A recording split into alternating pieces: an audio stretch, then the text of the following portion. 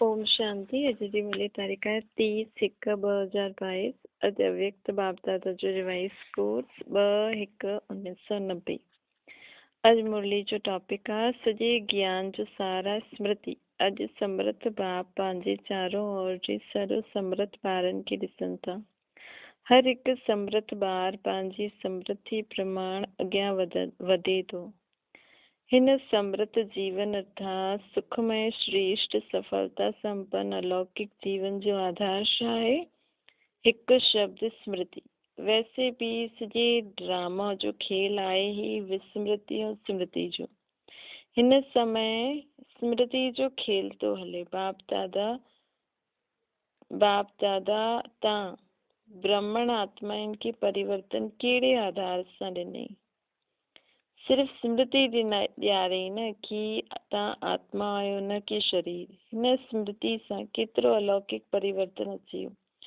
सभु कुझु बदिली वियो न। मानव जीवन जी विशेषता आहे ही स्मृति। बीज आहे स्मृति।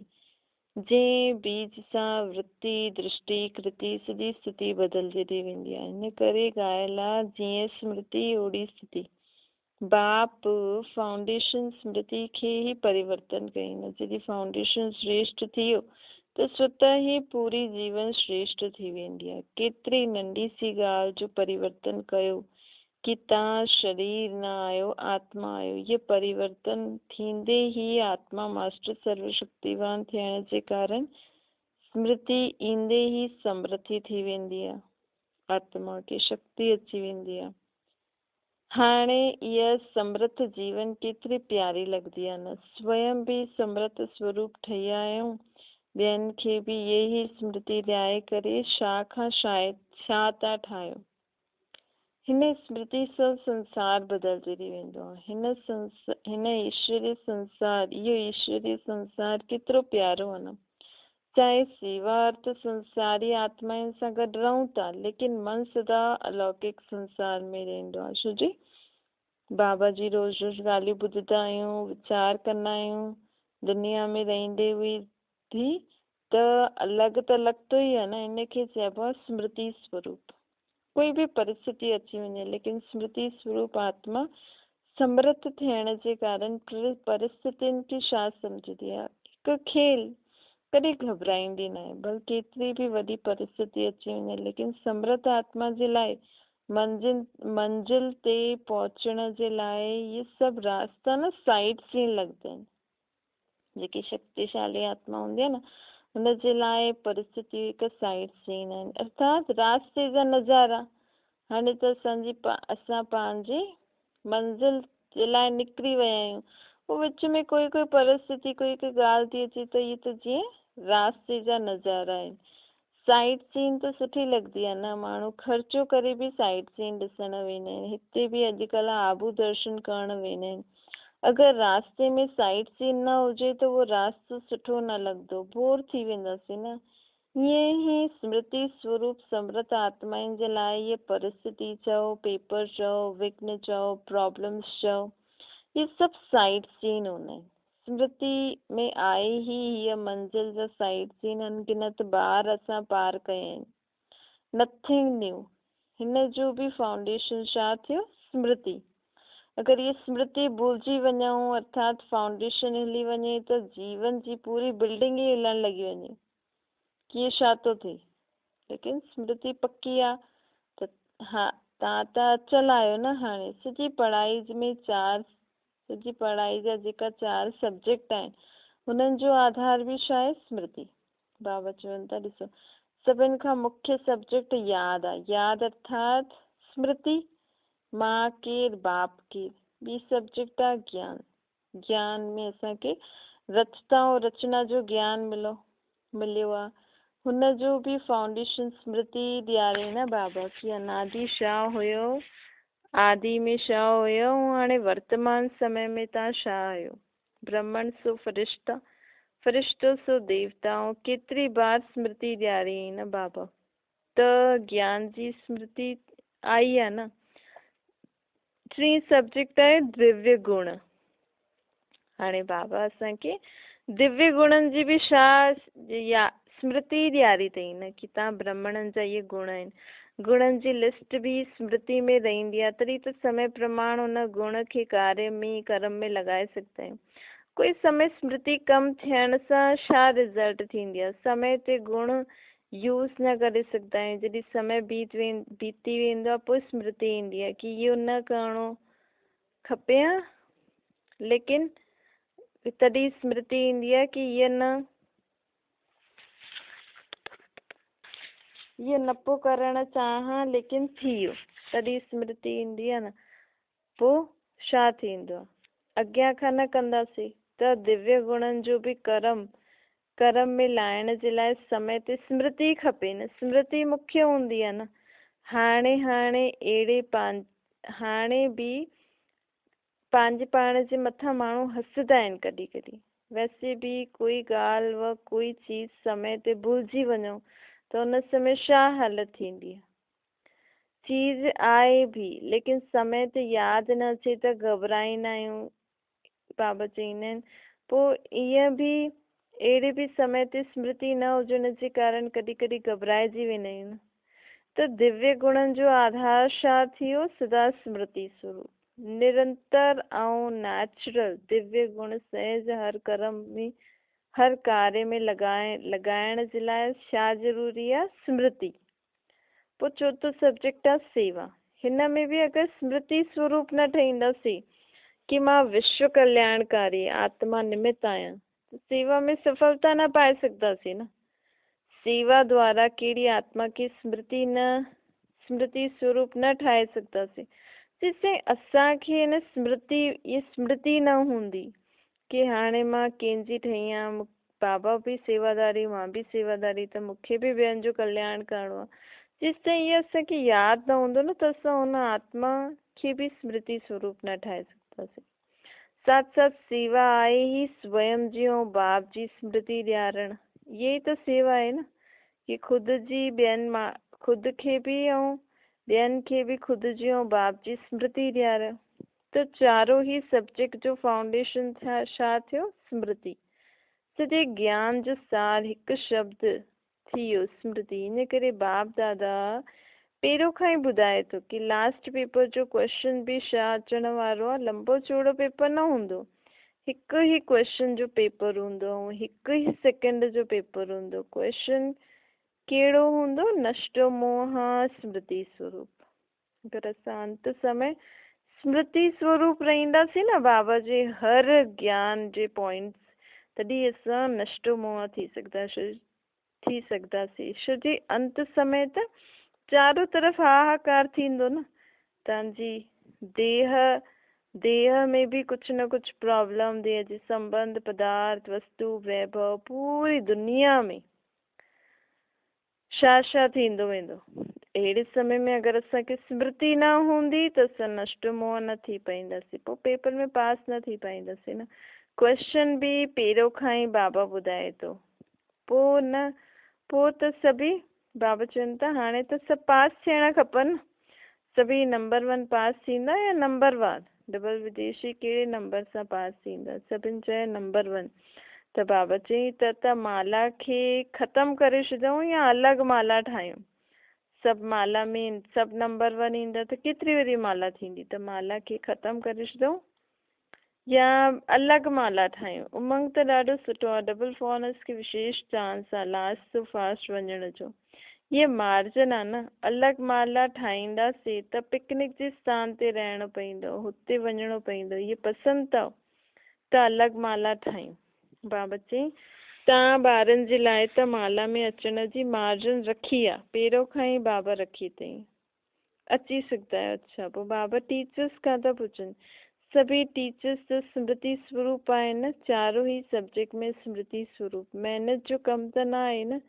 टीचर्स जो अर्थ ई आहे पंहिंजी स्मृति स्वरूप फीचर सां ॿियनि खे बि स्मृति स्वरूप ठाहे। पंहिंजे फीचर्स ई ॿियनि खे बि स्मृति ॾियारे। बाबा चए थो टीचर्स जा फीचर्स अहिड़ा हुजणा खपनि कि उन्हनि खे ॾिसी करे ॿियनि खे बि स्मृति अचे कि मां आत्मा मस्तक में ॾिसंदे ई मां आत्मा आहियां ऐं मस्तक में ॾिसंदे ई चमकती हुई आत्मा व चमकती हुई मणी ॾेखारे में ॾे। ईअं असांखे ठाहिणो आहे। त टीचर मतिलबु जेका बि बाबा जा ॿार ज्ञान ॿुधाईंदा आहिनि उहो टीचर ई थियनि। जीअं मनसा वाचा कर्मणा, भले कहिड़ी बि रीति तव्हां ज्ञान ॿुधायो था त तव्हां बि टीचर आहियो। तव्हांजे मस्तक ते कोई माण्हू ॾिसे हुनखे आत्मा जी स्मृति अचे। जीअं सांप जी मणी ॾिसंदा आहिनि, ॾिसी करे सांप जी तरफ़ ध्यानु न वेंदो आहे न, मणी तरफ़ वेंदो आहे। ईअं ई अविनाशी चमकदी हुई मणी खे ॾिसनि, देहभान स्मृति में ई न अचे, अटेंशन स्वतः आत्मा जी तरफ़ वञे। टीचर्स अहिड़ी सेवा जे निमित्त आयो न, विस्मृति वारनि खे बि स्मृति ॾियारो, इहा ई सेवा आहे। समर्थता आयो न, या कॾहिं कॾहिं घबराईंदा आहियो। अगरि टीचर घबराइजी वेंदा त स्टूडेंट छा थींदो? स्टूडेंट जो छा थींदो? टीचर सदा नेचुरल निरंतर स्मृति स्वरूप सो समृद्धि स्वरूप। जीअं ब्रह्मा बाबा फ्रंट में हुयो न, त टीचर्स बि अॻियां हुजणा खपनि। निमित्त माना अॻियां, जेके सभु फॉलो करनि। जीअं सेवा प्रति समर्पण थियण में हिम्मत रखियो, समर्थ ठहियो न, त इहे स्मृति छा आहे? इहे त त्याग जो भाग्य आहे न। त्याग कयो, हाणे भाग्य जी छा वॾी ॻाल्हि आहे? त्याग त करे छॾियो न, हाणे भाग्य जी छा वॾी ॻाल्हि आहे? भाग्य त प्राप्त आएसीं। त्याग त कयो, लेकिन हाणे त्याग न आहे। छो जो जेको बि त्याॻियो हुन सां प्राप्ति केॾी ज़्यादा आहे। बाबा टीचर्स खे चए थो, बाबा पुछनि था छा त्याग कयो? ॾिसो तव्हां सफ़ेद साड़ी पायो था, उहो त ॿियो ई तव्हां ब्यूटीफुल ठही विया, फ़रिश्ता परियूं जीअं ठहिया आहियो। हाणे ॿियो छा खपेव? बाक़ी खाइण पीअण छॾियो, उहो त अॼुकल्ह डॉक्टर्स बि चवनि था ज़्यादा न खाओ, घटि खाओ, सादो खाओ। अॼुकल्ह त डॉक्टर्स बि खाइण जे लाइ मना अहिड़ी चीजूं न खाइण लाइ चईंदा आहिनि। बाक़ी छा छॾियो? गहना पाइण छॾियो, उहो त अॼुकल्ह गहननि जे पीछे चोर बि केॾा लॻंदा आहिनि। त सुठो थियो न छॾियो त। अच्छा, सुठो थियो जो छॾियो, समझदारी जो कमु कयो। इन करे त्याग जो पदम गुणा भाग्य मिलियो। इन करे कॾहिं बि टीचर्स खे न सोचणो आहे की असां त्याग कयो न। हिन सां त असांखे ॾाढो गुणो पदम गुणा प्राप्ति भाग्य जी थी आहे। हाणे बाप दादा खे एथेंस वारा यादि अची विया। एथेंस में हिकु जॻह आहे जिते वॾो प्रोग्राम पियो हले, त हुतां जी यादि बाबा वटि पहुची संकल्पनि द्वारा। उहो बि मूंखे ॾाढा यादि था करनि। जॾहिं बि कोई विशाल कार्य थींदो आहे न, त बेहद जे कार्य में बेहद जे बाप ऐं बेहद जे परिवार यादि ज़रूरु ईंदो आहे। जो बि ॿार विया आहिनि, हिमत वारा विया आहिनि, जो निमित्त ठहिया आहिनि न, उन्हनि जी हिमत कार्य खे श्रेष्ठ ऐं अचल ठाहे छॾंदी आहे। बाप जो स्नेह ऐं विशेष आत्माउनि जी शुभकामना ॿारनि सां गॾु आहे। बुद्धिवाननि जी बुद्धि कहिड़े द्वारा बि निमित्त ठाहे पंहिंजो कार्य कराए छॾंदो आहे। हिन करे बाबा चए थो, सदा बेफ़िक्र ठही लाइट हाउस ठही तव्हां सभु ॿार शुभकामना जा वाइब्रेशन फैलाईंदा रहो। अगरि असां ॿार बाबा खे यादि करे सुठा वाइब्रेशन फैलाईंदा रहंदासीं न, त बाबा बुद्धिवाननि जी बुद्धि न कंहिंखे बि निमित्त ठाहे करे पंहिंजो कार्य कराए छॾंदो आहे। त असांखे इहे न सोचणो आहे की असां यादि था करूं बाबा खे, छा थो थिए। लेकिन बाबा असांजी यादि द्वारा न कंहिंजो बि कमु कराए सघंदो आहे, त हुनजो फल असांखे मिलंदो। इन करे बाबा जो चईंदो न, हर कर्म कंदे मूंखे यादि करो। त हुन सां न सिर्फ़ु असांखे प्राप्ति न थींदी आहे, लेकिन असांजी यादि सां बाबा अलाए कंहिंजी मदद कराए छॾंदो आहे, असांखे न पतो पवंदो आहे। इन करे असांखे हर कर्म कंदे सभिनि जे लाइ शुभकामना रखी बाबा खे यादि कंदे हलंदा हलो। हर हिकु सर्विसेबल ॿार खे बाप दादा नाम ऐं विशेषता सहित यादि प्यार था ॾियनि। अच्छा, सदा निरंतर स्मृति स्वरूप समृत आत्माउनि खे सदा स्मृति स्वरूप ठही हर परिस्थिति के साइट सीन अनुभव करण वारा विशेष आत्माउनि खे सदा बाप समान चारों ओर स्मृति जी लहरियूं फैलाइण वारा महावीर ॿारनि खे सदा तीव्र गति सां पास विद ऑनर्स थियण वारा महारथी ॿारनि खे बाप दादा जो यादि प्यारो नमस्ते। हाणे दिल्ली जोन सां व्यक्त बाप दादा जी मुलाक़ात। दिल्ली जो सदा पंहिंजे भाग्य खे ॾिसी हर्षित थींदा आहियो, सदा वाह वाह जा गीत ॻाईंदा आहियो। हाय हाय जा गीत त समाप्त थी विया, या कॾहिं दुख जी लहर बि अची वेंदी आहे। दुख जे संसार सां न्यारा थी विया ऐं बाप जा प्यारा थी विया आहियो, इन करे दुख जी लहर हाणे स्पर्श बि न करे सघंदी आहे। चाहे सेवा अर्थ रहंदा भी आहियो, लेकिन कमल समान नहीं रहंदा आहियो। कमल पुष्प कीचड़ सां निकिरी थोड़ी वेंदो आहे, कीचड़ में ही रहंदो आहे, पाणी में ही हूंदो आहे, लेकिन न्यारो हूंदो आहे। त अहिड़ा न्यारा ठहिया आहियो। न्यारा ठहिण जी निशानी आहे, जेतिरो न्यारा ओतिरो बाप जो प्यारा ठहींदा, छो त ही बाप जो प्यार अनुभव थींदो ऐं इहो परमात्म प्यार छत्र छाया थी वेंदी। जंहिंजे मथां छत्र छाया हूंदो उहो केतिरो सेफ हूंदो आहे न। जंहिंजे मथां परमात्म छत्र छाया हुजे हुनखे छा कोई करे सघंदो आहे। इन करे फ़कुर में रहो कि परमात्मा छत्र छाया में रहण वारा आहियूं। अभिमान न हुजे, लेकिन रूहानी फ़कुर हुजे। बॉडी कॉन्शियस हूंदे भी अभिमान, बॉडी कॉन्शियस हूंदो त अभिमान ईंदो, आत्म अभिमानी हूंदव त अभिमान न ईंदो। लेकिन फ़कुर रूहानी फ़कुर हुजे, ऐं जिते फ़कुर हूंदो आहे न उते विघ्न न हूंदा आहिनि। या त फ़िक्र आहे या फ़कुर आहे, ॿई साथ न रही सघंदा आहिनि। दाल रोटी सुठी ते सुठी ॾियण वारो बाप दादा बंदल आहे। रोज़ 36 प्रकार जो भोजन न मिलंदो, लेकिन दाल रोटी प्यार सां ज़रूर मिलंदी, निश्चित आहे। हिन करे इनखे कोई टाले न सघंदो आहे। त फ़िक्र कहिड़ी ॻाल्हि जी, लेकिन दाल रोटी बि कहिड़े ॿारनि जे लाइ निश्चित आहे, जेका हाणे बाबा जी श्रीमत ते था हलनि। दुनिया में फ़िक्र आहे कि असां बि खाऊं, पुठियां वारा बि खाइनि। बाबा चए थो तव्हां बि भूखा न रहंदा, तव्हांजे पुठियां वारा बि भूखा न रहंदा अगरि हाणे मुंहिंजी श्रीमत ते हलींदा। त बाक़ी छा खपे? डनलप जा तकिया खपनि ॿारनि खे। ॾिसो, अगरि डनलप जा तकिया व बिस्तर में फ़िक्र जी नींद हुजे त निंड ईंदी? बेफ़िक्र हूंदव त धरनी ते बि सुम्ही पईंदव त निंड अची वेंदी। बाहनि खे पंहिंजे हथनि जे बाहुनि खे तकियो ठाहे छॾिजो त निंड अची वेंदी। जिते प्यार आहे न उते सुखी रोटी बि 36 प्रकार जो भोजन लॻंदी। इन करे बेफ़िक्र बादशाह ठहो। ये बेफ़िक्र रहण जी बादशाह ही सभिनि बादशाहनि खां श्रेष्ठ आहे। अगरि ताज पाए करे तख़्त ते वेही रहियो ऐं फ़िक्र रहंदी त तख़्त छा थी वियो? तख़्त थियो या चिंता थी वई। त भाग्य विधाता भगवान तव्हांजी मस्तक ते श्रेष्ठ भाग्य जी लकीर खींचे छॾी अथई न, बेफ़िक्र थी वियो न। वो टोपी या कुर्सी वारा बादशाह न, बेफ़िक्र बादशाह, कोई फ़िक्र न। पोतरा दोतरनि जी फ़िक्र अथव? तव्हांजो कल्याण थी वियो त उन्हनि जो बि थी वेंदो न। त सदा पंहिंजे मस्तक ते श्रेष्ठ भाग्य जी लकीर ॾिसंदा रहो।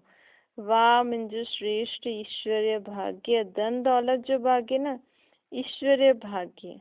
ये भाग्य जे अॻियां धन त कुझु बि न आहे, उहो त पुठियां ईंदो। जॾहिं इहो भाग्य मिलियो त सतक में त असांखे सोने ऐं हीरे जा महल, मतिलबु धन त पुठियां मिलंदो ई सही, पुठियां ईंदो असांजो। पहिरियों असांखे ईश्वरीय भाग्य प्राप्त करिणो आहे। जी परछाई हूंदी आहे उहा आपे ई पुठियां ईंदी आहे या चइणो पवंदो आहे पुठियां अचो? त इहे सभु परछाई आहिनि, लेकिन भाग्य आहे ईश्वरीय भाग्य। सदा इन नशे में रहो। अगरि पाइणो आहे त सदा जे लाइ पाइणो आहे। जॾहिं बाप ऐं आत्मा अविनाशी त प्राप्ति बि अविनाशी छो? प्राप्ति बि विनाशी छो वठूं? प्राप्ति बि अविनाशी वठूं न भई। ब्रह्मन जीवन आहे ही ख़ुशियुनि जी, ख़ुशी जो खाइण, ख़ुशी सां खाइण, ख़ुशी सां रहण, ख़ुशी सां ॻाल्हाइण, ख़ुशी सां कमु करणु। उथंदे ई अखि खुली ऐं ख़ुशी जो अनुभव। राति जो अखि बंदि थी ख़ुशी सां आरामी थी वञो। ये ही ब्रह्मण जीवन आहे। अच्छा, हाणे हिन जीवन में बि अगरि असां फ़िक्र कंदासीं त अहिड़े जीवन पोइ त साधारण जीवन ई ठीकु आहे न। पोइ एतिरी श्रीमत ते बि हलो, पुरुषारत भी करो त बि फ़िक्र वारी जीवन त फ़ाइदो छा। कम से कम ब्राह्मण जीवन में आया हूँ त ब्राह्मण जीवन जी जेकी विशेषता आहे सदा ख़ुशी में रहना, बेफ़िक्र बादशाह ठही करे रहण, बाबा जी याद में रहण। हाणे हिन जो त अनुभव करो न।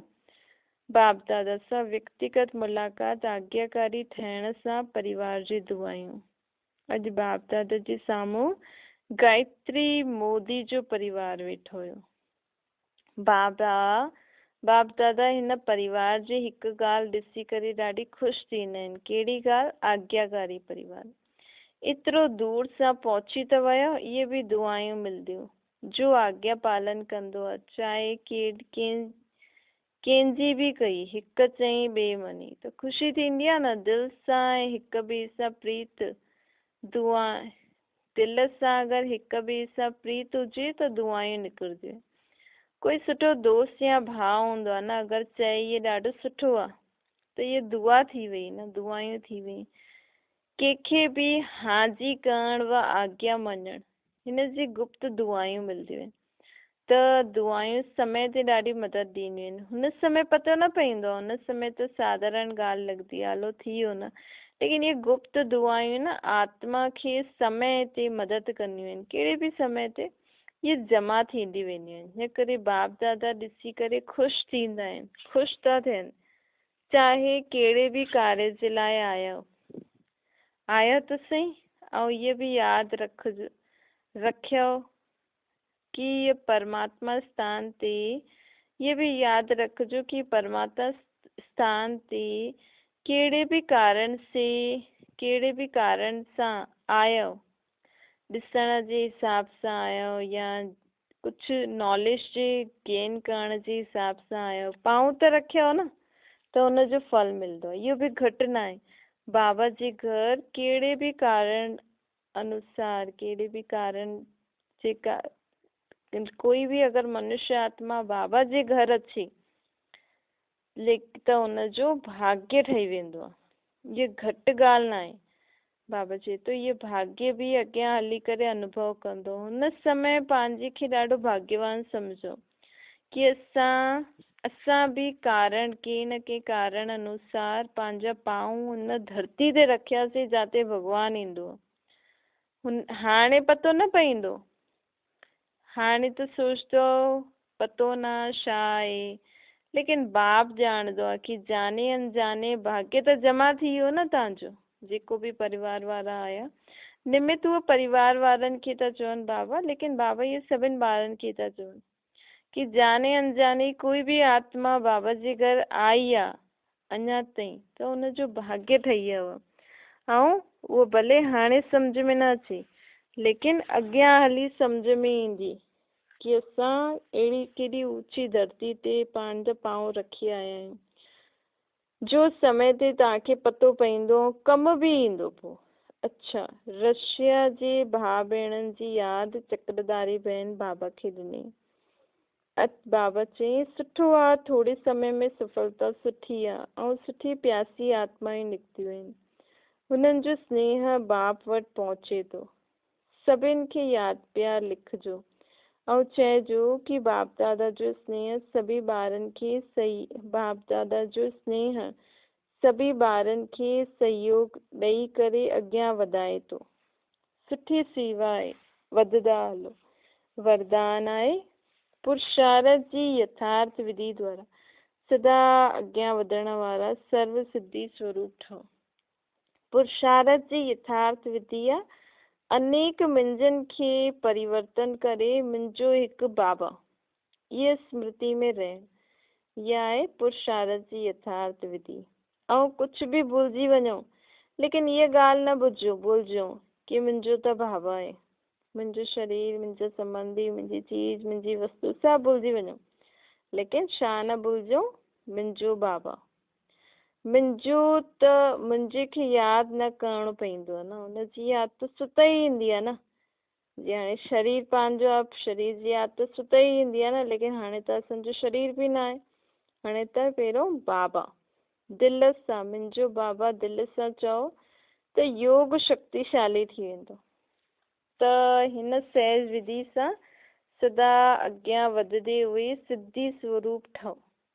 स्लोगन आहे, माया जी ठहिणो आहे त स्नेह सां गॾु गॾु ज्ञान जो बि फाउंडेशन मजबूत करो।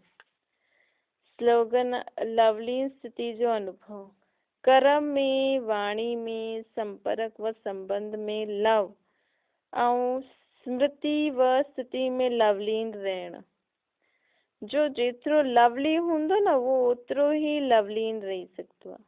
हाणे तव्हां ॿार बाप जी लव में लवलीन रहो, ॿियनि खे बि सहज आप समान ऐं बाप समान ठाहियो। अच्छा, ओम शांति।